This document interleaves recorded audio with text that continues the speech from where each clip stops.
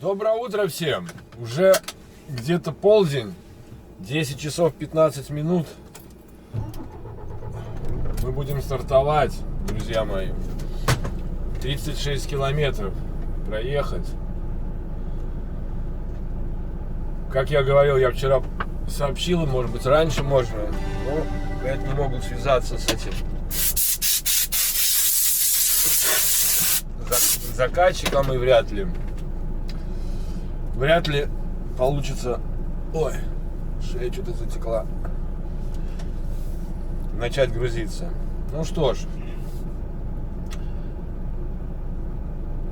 машину проверил, контейнер проверил, бак проверил, вроде все в порядке. Можно начинать движение, ребят. Так, настроим круизник. И let's go!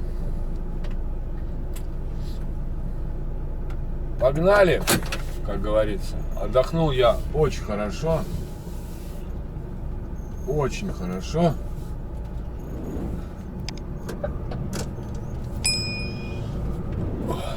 Давно уже встал, помылся, все дела сделал, позавтракал. Кофейку, бутерброды, как обычно. В туалет сходил, извините. Ну, что есть, то есть. И все, теперь едем на заставу. Показывает 10:50, я на месте. Ну, как есть, так есть. Ну, вовремя приеду. Фигово начинать после 10 утра, я вам скажу. Это значит, поздно закончу. Ну, значит, думаю, меня пошлют в Germany.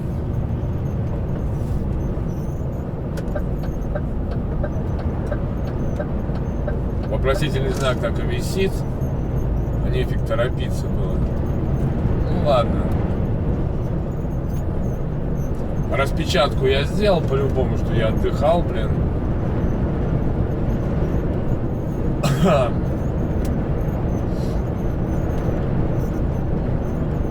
Что еще сказать? Видео зафигачил, это сделал. Отдохнул, получается, 14 часов. О, 18:45 я встал на паузу.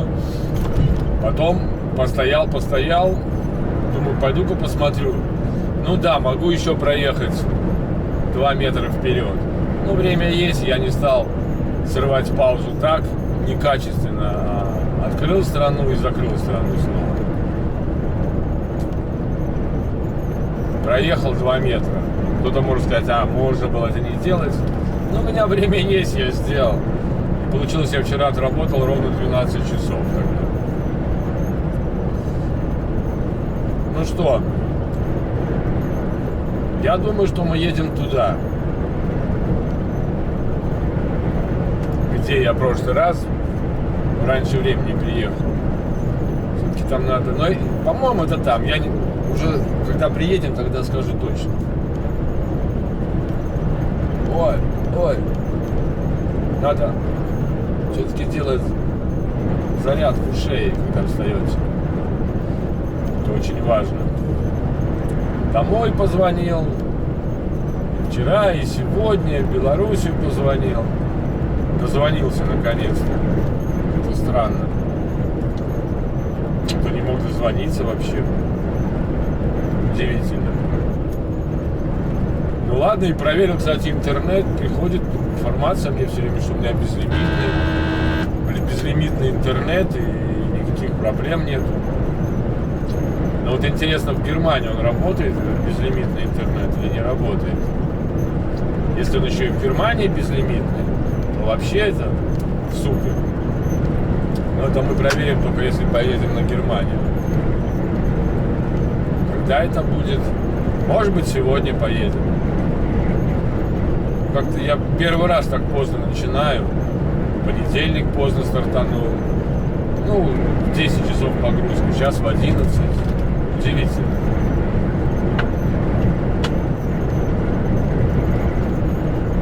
Да. Но то, что я послал письмо, ребята, кто-то может подумать двояко. понимаете, слишком долгая пауза, она тоже плохо действует, расслабляет. Ну, знаете, есть компании, я повторюсь, где можно приехать раньше, тебя загрузят. А есть компании, где нельзя, будешь ждать.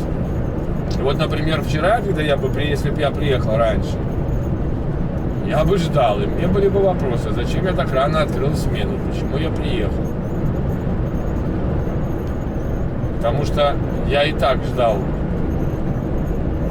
когда меня начнут грузить, потому что сказали, груз не готов. И Витас был со мной, ну, в этом же месте, да, погрузки. У него на 8 утра, и он ждал, даже в 8 утра у него погрузка, он ждал полчаса.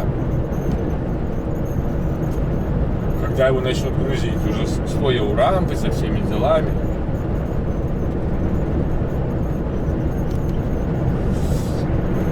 Так что нужно быть аккуратным, внимательным и сообщать о таких вариантах.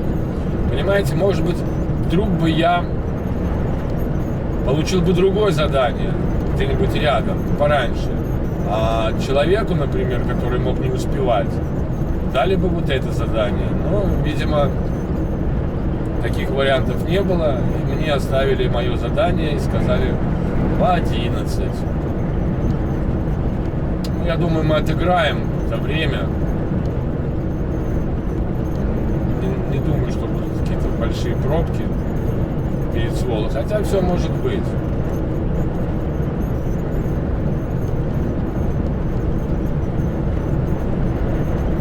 Да, интересно вчера ситуация получилась, что получил письмо от Эрика, что якобы я 17 числа не отправил в месседже, ну, в письме, да, в своем время прибытия и время убытия. Якобы они за это там не оплатят. Ну, такого быть просто не может, потому что это время я всегда отправляю. У меня как бы шаблон есть. Там отправляешь, когда, например, загрузка loading in в таком-то месте finished или completed, booking такой-то, вес такое-то, количество, что там, койлсов, палетов, ящиков такое-то, МРН номер такой-то, время прибытия такое-то, время убытия такое-то.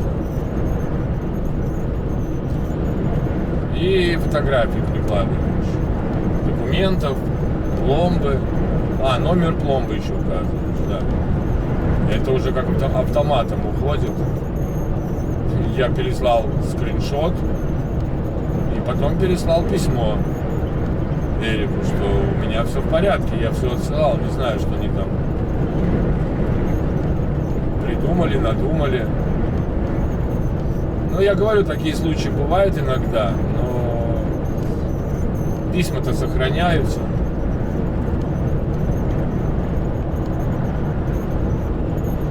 Поэтому реагировать надо моментально и отсылать информацию, когда у тебя спрашивают. Ну вот здесь тоже могло быть. Например, был бы какой-то груз другой, мне сказали, а что ты там не написал, что ты мог раньше приехать. Ну, что-нибудь такое. Конечно, это вряд ли, но на всякий случай. Надо, в таких делах надо немножко проявлять инициативу. Мы же все-таки работаем. И плюс выгода в том, что раньше начнешь, раньше завершишь рабочий день. То есть раньше ты станешь на паузу. Значит, вероятность того, что будут места на паркинг, если ты идешь на паркинг, возрастает. Сегодня в Ютубе посмотрел, там один этот самый чудак показал, типа, как припарковался там сзади елочки. Места типа нету, вот еле припарковался. А что в этом такого? Ну нету мест, ну так что, обязательно надо на паркинг идти? Ну, нырнул, блин, в промку, нашел, где можно стоять. В поселок какой-то. В Германии ведь в пробках вообще не проблема стоять. А надеяться искать паркинг, это ну как бы риск большой. Поэтому Андрей правильно говорит, когда ему кто-то говорит, что в Голландии не мог найти место для паркинга, говорит, я не верю. Я тоже не верю, вот честно. Бывает, конечно, ну не знаю, раз из 100, что нету возможности найти место для ночевки, да. Но, ребята, помимо паркингов есть еще куча вариантов. Найти специально на паркинг и еще потом показывать свои вот это вот, я вот еле-еле встал, как все плохо. Но если ты чувствуешь, а водитель должен чувствовать, что его ожидает, и начинаешь искать паркинг не за 20 минут до конца времени, а за час, то маловероятно, что ты не найдешь парковки. Проехал ты 2 паркинга, видишь, что места заняты. Все, не надо рисковать дальше. Смотри поселок, уходи туда. Уходи с большой дороги, так сказать. И ты найдешь паркинг. Другая вещь это то, что надо встать так, чтобы уехать в 6, там, типа в 7, а не в 10 или в 11. В этом может быть проблема. Но там на видео видно, что, знаете, день, я скажу, время примерно, ну, наверное, 7 часов еще нет. То есть, если он нырнет в какую-нибудь промку, поселок где-нибудь, да, и встанет, то это, значит, он начать может в 5 утра, в 6 утра. То есть, вообще никаких проблем с этим нет.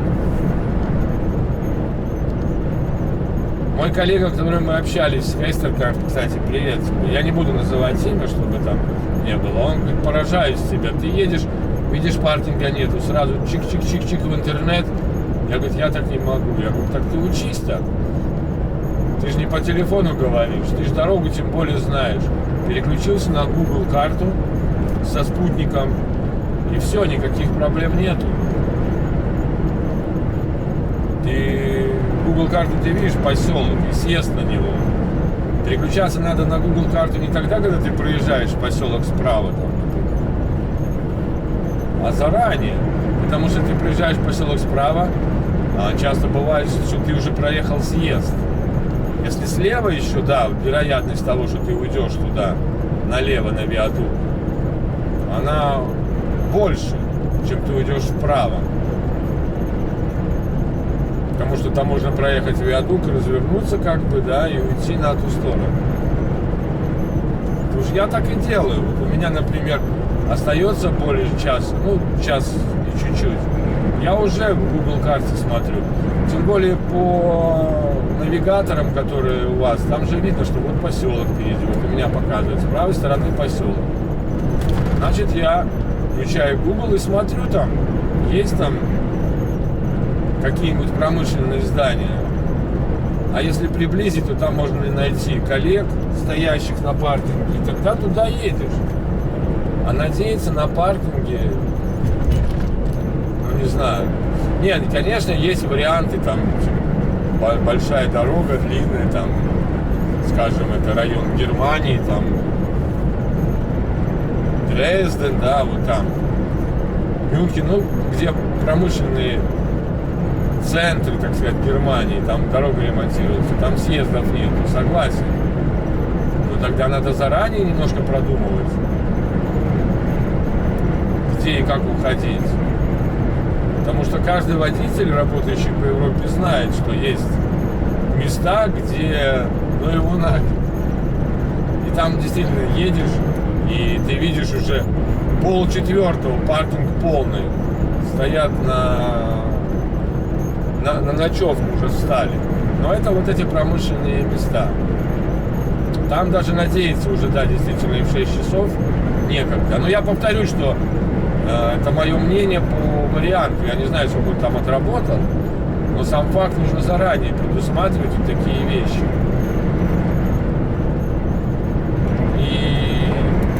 место там реально море. Я не знаю, что хотел человек показать, что как он припарковался хорошо, сзади машин, тютелька в тютельку, не знаю.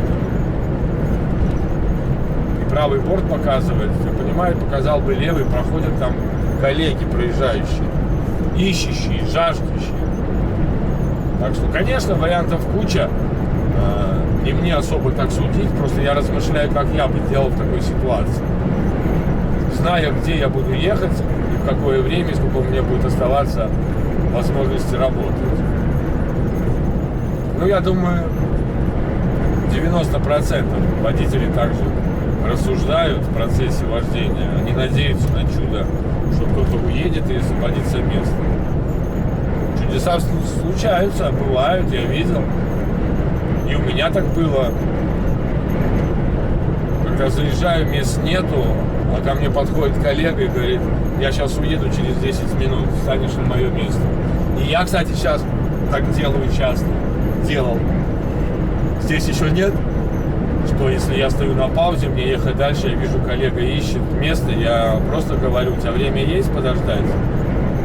Потому что я говорю, вот еще мне там 5-10 минут, и я уезжаю. Это нормально. Также нормально, когда ты заезжаешь на паркинг и смотришь, блин, мест вроде нету, а тебе коллеги показывают, впереди место есть. 3 целых. Ты так заезжаешь. И я тоже так делал. Я видел, вот помню, прошлой каденции, что ли? Нет, позапрошлой. Я стоял во Франции, а впереди еще 3 места. Коллега что-то так заезжает и становится так, ну, очень нехорошо. Я подхожу к нему, ну, с правой стороны вдоль, там очень трудно потом коллегам проехать. Конечно, потом заставят это место другие. Но я ему говорю, там впереди буквально метров 60, говорю, 3 места. И, ой, спасибо, спасибо. И поехал, встал. Да, потом там заставили, но зато 3 этих машины без проблем завернули, потому что потом может получиться, ты машину поставил с правой стороны за елочкой, а въехать в елочку человек не может, потому что твоя машина мешает ему вывернуться, да? Грубо говоря, вот правая полоса занята, левая свободна, и тут елочка. Вы не вывернетесь в елку. Вам нужно больше пространства, немножко вправо взять. Ну ладно, ребята, 13 километров осталось. Скоро будем на месте.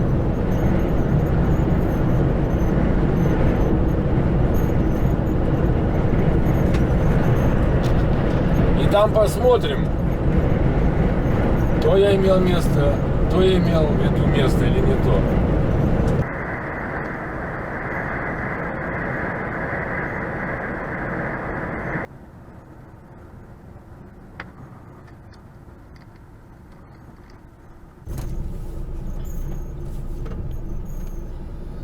Ну что, вроде подъезжаем.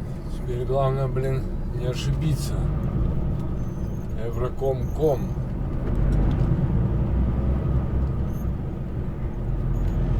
Уехать в другое место.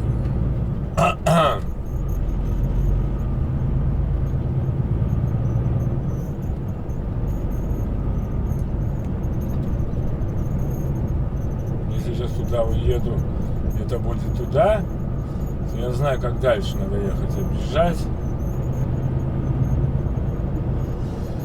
Так. Пока что-то как-то не знакомо. Вот когда поверну налево, тогда, наверное, будет знакомо все. Да, вот. По-моему, это и есть. Евромакоп. Ну, там надо будет, по-моему, повернуть направо. Евромакоп.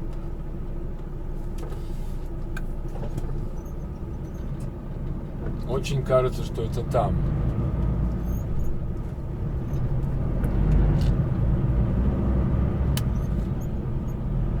кольца, когда поверну, посмотрю, куда меня повезет.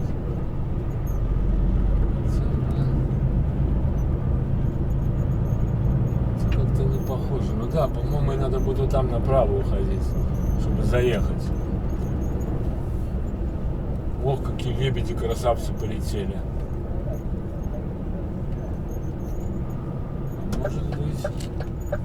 Может быть, и я не прав. Может быть... Не, очень похоже, что это то место. Очень так похоже. Но не здесь заворот. Вот надо будет, наверное, в следующий вправо заходить, чтобы туда заехать. Сейчас внимательно, Равенштрат, нам 4 надо. Да, вот, мне кажется, что это как раз то место и есть. Надо не туда ехать, а вот туда направо. Вот, сюда, да, это точно то место. Потому что там бы я заехал, как в прошлый раз. Вот, Expedition сюда. Или проложить. И вот там налево. Да, это то место, ребята, точно. Уже не надо мне перепрокладывать. Я уже знаю, что это вот сюда. А я поехал с той стороны, потом вот с этой стороны заезжал. Да, точно. Ну вот видите, то, что я и говорю, что здесь начинается фигня. И надо вот это вот все дело объезжать.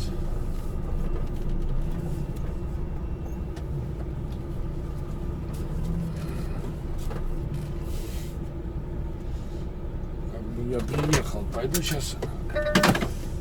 Нам надо вот так ехать, не надо тут стоять.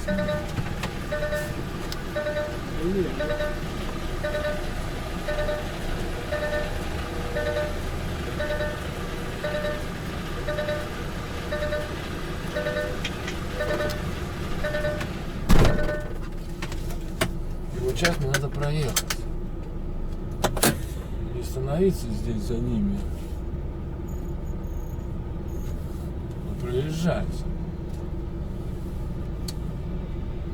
Потому что мне вперед надо ехать. И у меня fixing times. Вот в чем дело. Это полицейские стоят.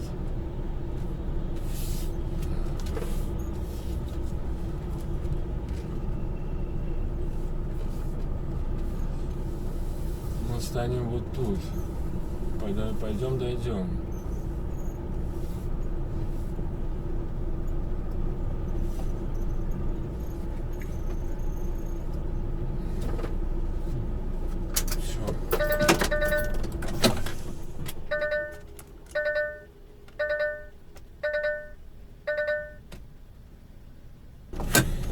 Загрузились.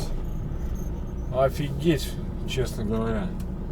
Я прождал начало погрузки 2 часа 20 минут. Фу. Нет, тут все нормально, просто груз не был готов. Так что вот, если бы я приехал бы, блин, представляете, что было бы? Да ну нафиг.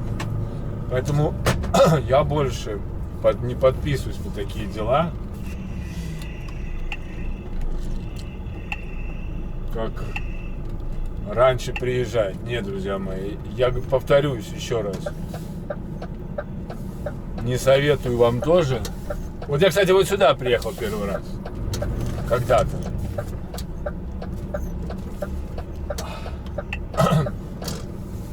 Не надо так рисковать, не надо борзеть. Нужно приезжать в это время. В крайнем случае сделать, как я сделал запрос. Тогда все было хорошо. Они ответили, они видят, что я готов не филонить, грубо говоря, а работать.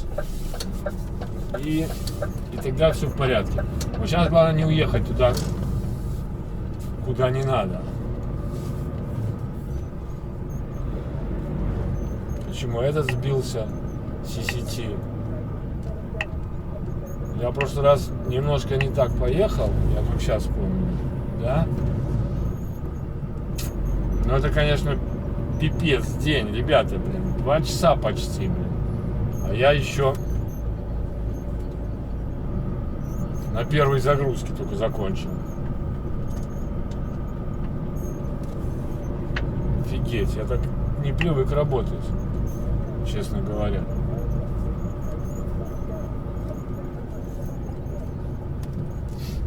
Вот это есть опыт. Что такое опыт, друзья мои? Это сумма ошибок. Ну как, в данном случае это были не ошибки. Я приехал, я первый раз там, я не знал, куда приезжать. Поэтому приехал вот в то место выезда. А пропустил надпись «Экспорт». Понимаете? Невнимательность. Сейчас я ехал и искал эту надпись «Экспорт». И увидел ее. И заехал по ней. И все правильно. А машин, кстати, там столпотворение набралось. Уже не знаю, где там на улице стоят машины за шлагбаумом. Она мне тоже сначала говорит, я говорю, а где мне парковаться? Там я вот как-то стою сбоку. Она говорит, объедь вокруг и снова заезжай, и тогда будет паркинг плейс. Понимаете? Но у меня было сзади место, и я видел, что я встал в зоне паркинговой. Соответственно, никому бы не мешал. Но я сдал задом и перестроился вправо, как учили в автошколе. И прождал там. Потому что я уже устал ждать, я пошел, говорю ей, тетушка, ну блин, что там со мной, готово, не готово? Она говорит, считай, там, говорит, еще 7 палетов надо. Говорит, ну ладно, становись к рампе 7 и жди, тебя начнут грузить. Ну вот, и короче, в итоге показалось 2 часа 20 минут ожидания. Кстати, я каждый час писал. Они меня спросили, вот reason, почему не грузят, ну почему, причину, почему не грузят. Я говорю, груз не готов. Они написали, окей, Олег, напиши в ЦМР-ке это. Ну, я как в старые добрые времена написал в ЦМР-ке, во сколько я приехал, во сколько начали грузить, во сколько закончили грузить. Кстати, погрузка занимала 20 минут, друзья мои. И во сколько я выехал. То есть все как обычно, как раньше я всегда делал в ЦМР-ке. Вот всегда делал. Я думаю, что я вернусь к этой практике и буду в ЦМР-ке писать время прибытия, время начала загрузки, время завершения загрузки. Потому что там есть такие графы, ну типа здесь не требует. Но я думаю, что надо писать. Чтобы не было потом вопросов, как были, блин, Олег не отослал arrival times и departure times. Ну как? У меня просто такое не может быть. Это самые важные вещи, потому что любой водитель должен понимать, что время простое на загрузке, в ожидании загрузки, да, более, ну в зависимости от компании, 1 часа, 2 часов идет оплата дополнительная. Ну, я, правда, не знаю, какой здесь фракт, или как это называется. Но здесь, походу, не фракт, потому что напрямую работаем. Там условия. Я еще с Марией это помню. И знаю, что мне говорили, что такая фишка есть здесь. Ну, так, это для информации. Может, кто-то забыл, чтобы напомнить. Вот сейчас он мне говорит, эти говорят налево, один говорит налево. Перепроложить? А эти говорят прямо, все. Ну, я надеюсь, я правильно еду. На разворот. Что-то я как-то не понял опять, что 3 ведут так, 1 ведет тут на разворот зачем-то. Мне же вот сюда, да. А что он меня туда ведет? Мне в сети надо. Хотя, в принципе... Перепроложить? Сейчас определимся. Мне уже в ту сторону надо было. Может быть, действительно надо было туда заезжать. Сейчас начнется, блин, куролесить.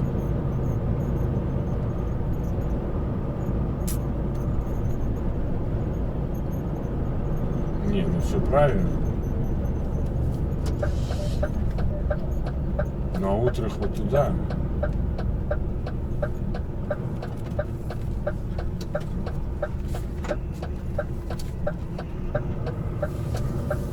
Тогда я там по этой самой ехал, как он называется, по промзоне, пока не мог понять, что у меня тахограф там показывает. Надо мне стоять в паузу, не надо мне стоять было паузу. Все такие дела. Ну да, можно было там налево уйти, и потом я уже был бы на этой дороге. Ну ладно, здесь то же самое будет.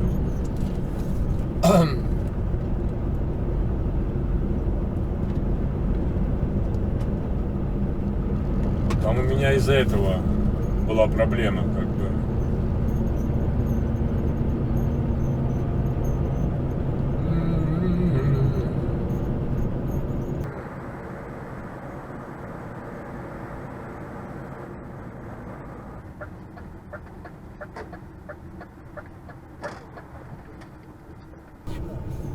Ну что, подъезжаем, вернее уже приехали, можно сказать.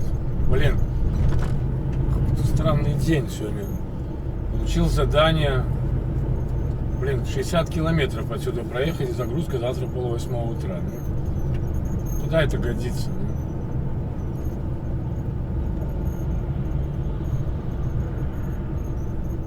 Я думаю, я куда-то поеду подальше, блин.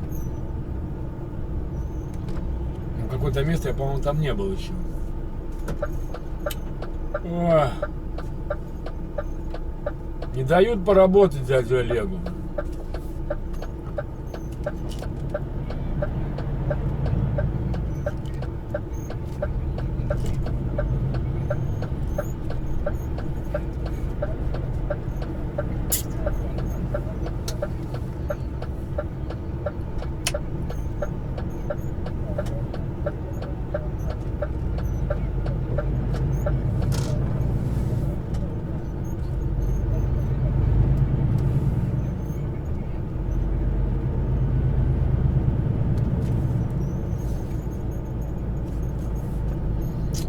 Такс. Поворотик направо. Блин, у меня все рабочее время, все 6,5 часов. Ну что это, нормально что ли?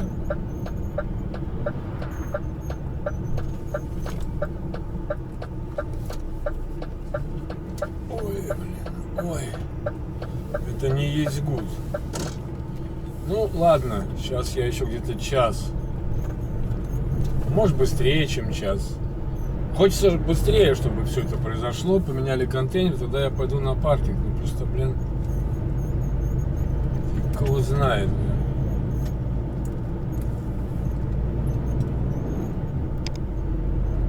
Как-то, блин, не устраивает мне так.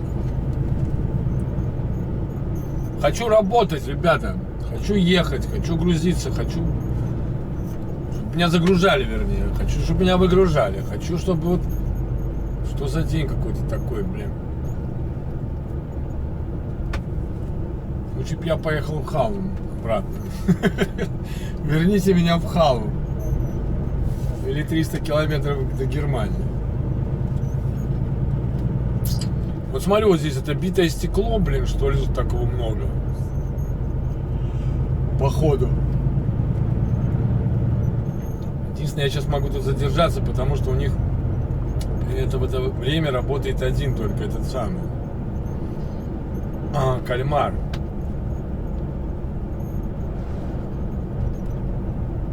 Не хочется задерживаться, потому что потом буду искать плейсы.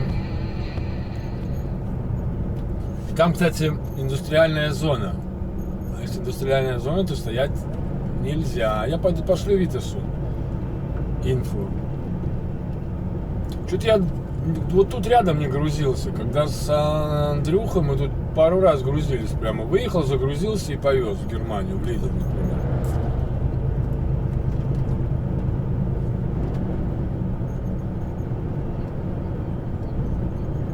Ну, хотя, как мне сказали, в ноябре ажиотаж по контейнерам. Сейчас так спокойно якобы работают. Ну, Витас здесь нет. Витас где-то под Роттердамом. Стоит один какой-то контейнер. Он, наверное, уже приехал и уже уехал. Или ждет. Не вижу я там наших кабин.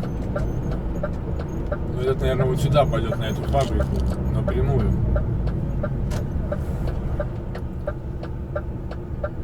Что он там такое везет, что он так быстро едет? Нифига понять не могу. Или налево он пойдет, но в порт вряд ли. Ага, налево. Наверное, в поисках. Куда ему? За мной еще один идет рефрижератор. Так, пропустим коллегу.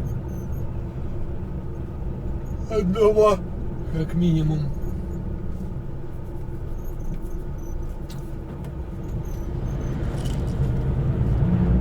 А этот уже должен меня пропустить вообще-то, по сути.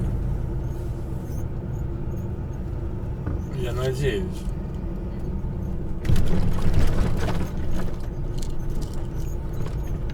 Надо аккуратно проходить ворота. Ведь он, говорит, вчера румынский водитель обогнал его прямо перед платным шлагбаумом зачем-то. И как умазался, блин, в бордюр, блин, в столб. Еще там во что-то хорошо шлагбаум не снес. Нафига, спрашивается, что хотел? Там я не вижу, стоит какая-то фуренция